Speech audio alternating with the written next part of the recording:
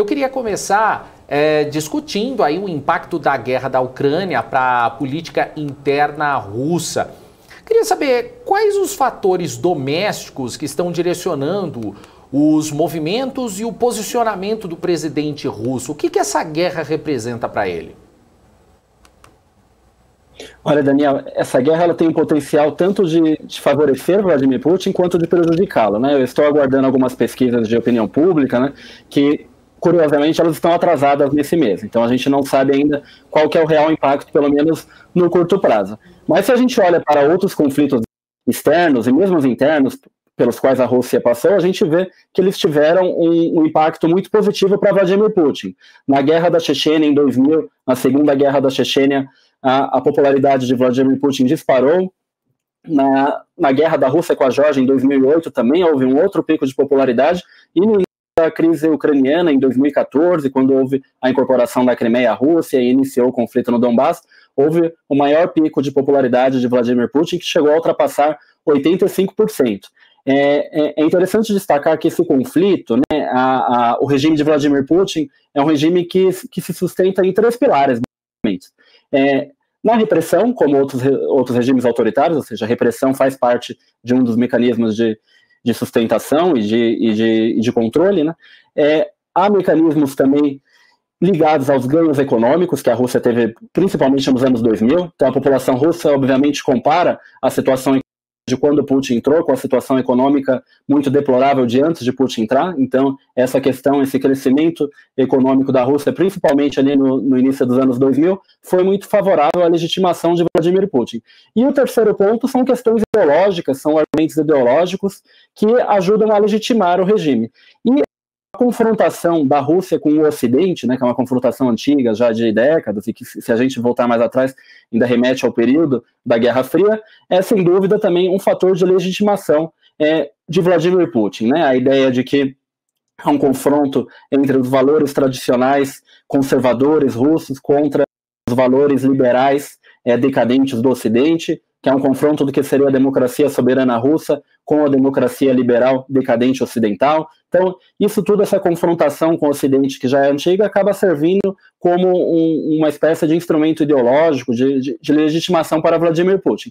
Então, essa guerra ela tem o potencial de reforçar essa ideia de que é uma confrontação, né, de que é uma confrontação muito forte com o Ocidente, de países que querem sufocar a Rússia, e essas sanções mais radicais que a gente tem visto nos últimos dias, né, algumas sanções que envolvem até um certo cancelamento da Rússia, né, que atinge a área cultural, atinge a sociedade em cheio, atinge esportistas, servir sim de argumento para reforçar a questão ideológica do regime, né, de que haveria uma política russofóbica no Ocidente contra a Rússia, uma tentativa de sufocar a Rússia. Então isso sem dúvida pode servir como fator legitimador para Vladimir Putin. A gente viu num discurso na semana passada, um discurso com o estádio lotado, né? A gente viu, nem mesmo disso, o Vladimir Putin também chegou a dar algumas declarações de que essa guerra permitiria a Rússia fazer uma limpeza da sociedade, né? De limpar quem são os reais, os russos patriotas, fiéis ao Estado, e quem são os traidores, né? Então esse discurso eu acho que é simbólico no sentido de mostrar